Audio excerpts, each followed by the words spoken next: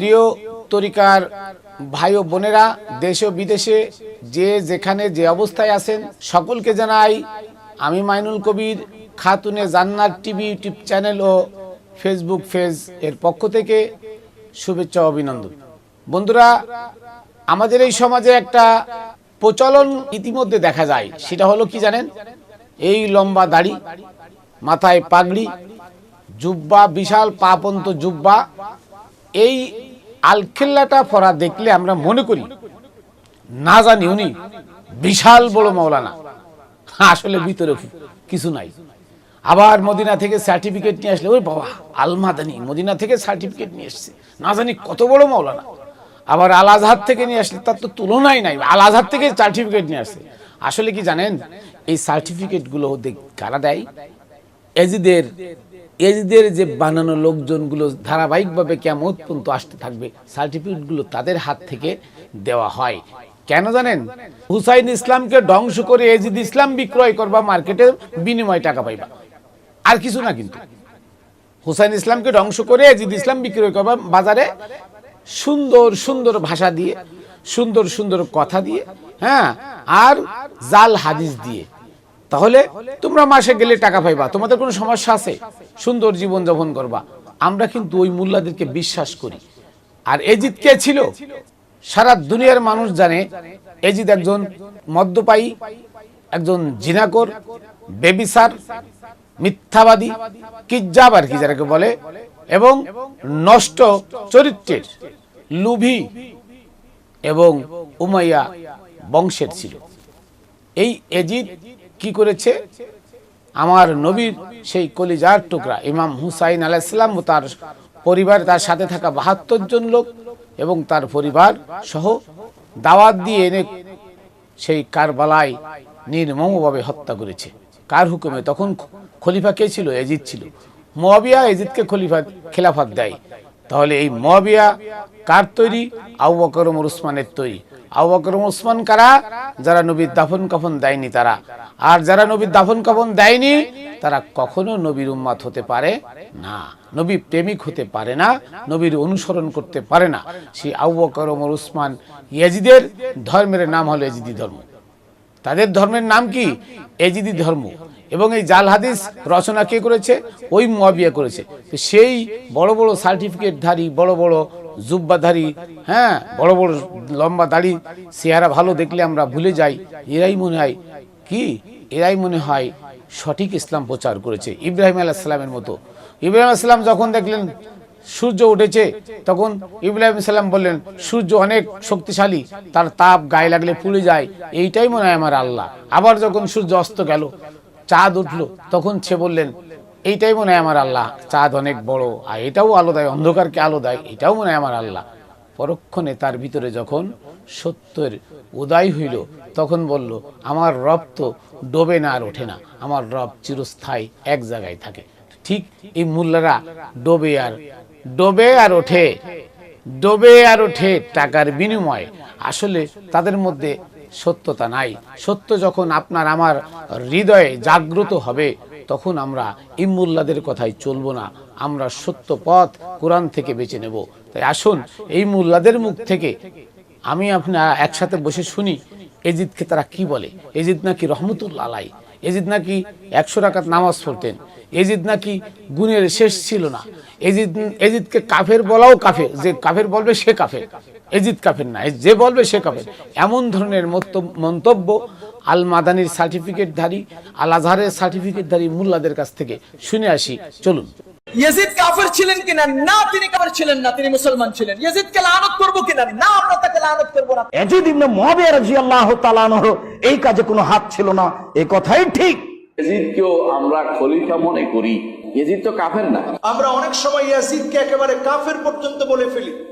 যখন ইয়াজিদের সামনে উপস্থিত করা হলো হোসাইন রাদিয়াল্লাহু তাআলা আনহুর মাথা, ইয়াজিদ কাঁদতে থাকে। ইয়াজিদকে কাফের বলা, এটা বিদাতিরা কাফের। ইয়াজিদ সম্পর্কে আমাদেরকে জানতে হবে, জরুরি নাই।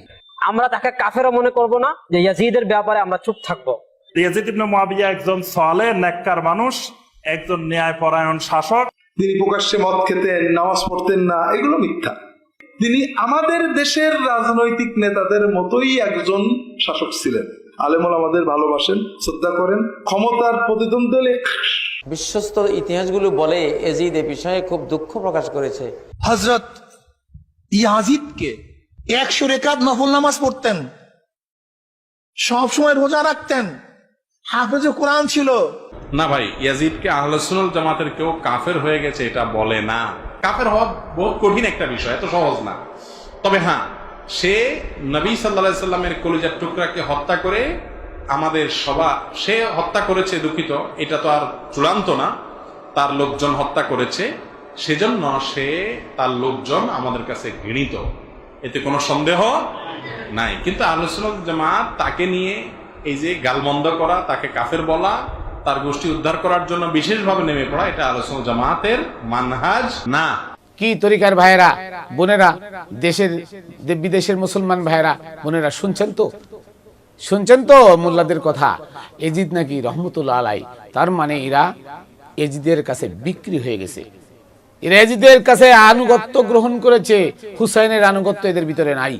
তাই আজকে মিলাদের কথা শুনলে তাদের গা জ্বলে, আজকে নবীর গুণ কীর্তন যেখানে শুনলে তাদের গা জ্বলে। আজকে মাওলা আলী কনফারেন্স না করে তারা মুয়াবিয়ার কনফারেন্স করে।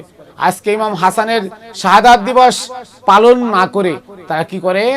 তারা আবু বকরের শাহাদাত দিবস পালন করে, না আবু বকর কনফারেন্স করে, মুয়াবিয়ার কনফারেন্স করে, না আলা হযরত কনফারেন্স করে, নাউজুবিল্লাহ। অথচ এই সকল কিছুই হচ্ছে একমাত্র এজিদ ইসলাম কায়েমের জন্য, অন্যথা অন্য কিছু নয়। এরা দুনিয়ালোভী, দুনিয়ার খায়েশ এদের ভিতরে এমন ভাবে পাকড়াও করে দেওয়া হয়েছে টাকা দিয়ে, যে আর কোনোদিন সুপথ প্রাপ্ত হতে পারে না। সুপথ প্রাপ্ত একজন কাফের হতে পারে, একজন মুনাফিক কখনো সুপথ প্রাপ্ত হতে পারে না। তাহলে আব্দুল্লাহ ইবনে উবাই এত বড় একজন মুনাফিক, সে পারত? হয়নি, পারে নাই। কারণ কি? কারণ হচ্ছে মুনাফিক কখনো সৎপথ পায় না, আর কাফের যে কাফের সে সৎপথ পায়। সে যখন নিজেকে নিজে চিনতে চায় তখন সে সৎপথ পায়। আসুন আমরা আগে নিজেকে নিজে চিনি। নো দাই সেলফ। আমি কে? আমি কোথা থেকে আসলাম? কি আমার পরিচয়? কি আমি নিয়ে যাব? কার জন্য কি করব? কেন আসলাম? আমাকে পাঠানো হয়েছে কেন? এটা জানি। এই নিজের মধ্যে নিজেকে খুঁজি। যখন আমি নিজের মধ্যে নিজেকে খুঁজবো, তখন আমাকে চিনতে হলে আমাকে একজন ওসিলা ধরতে হবে। ওসিলা আমাকে বলে দেবে আমি কে। ওসিলা আমাকে বলে দেবে যে আমার মধ্যে, আমার কলবে কে বাস করে। ওসিলা আমাকে বলে দেবে যে ষড়রিপু থেকে তুমি দূরে থেকে তোমাকে আল্লাহর গুণ কীর্তন করতে হবে, আল্লাহর সম্মান করতে হবে। আর আহলে বায়াতের সম্মান আমাদের মধ্যে যখন ঢুকে যাবে, অটোমেটিক আমাদের আকীদার পরিবর্তন হবে, সত্যের প্রকাশ পাবে, মিথ্যা তখন দূরীভূত হবে। এই জন্য আল্লাহ বলছেন, কুল জাল হক ওয়া জাহাকাল বাতিল, সত্য যখন আগত, মিথ্যা তখন দূরীভূত। ইন্নাল বাতিলা কানা জাহুকা, মিথ্যা চিরস্থায়ী দূরীভূত হয়ে থাকবে। তো আসুন আমরা সকলে সত্যের পথ ধরি, কোরআনেও আহলে বায়াতকে ধরি, আঁকড়ে ধরি, ওসিলা ধরি, আল্লাহকে খুঁজি।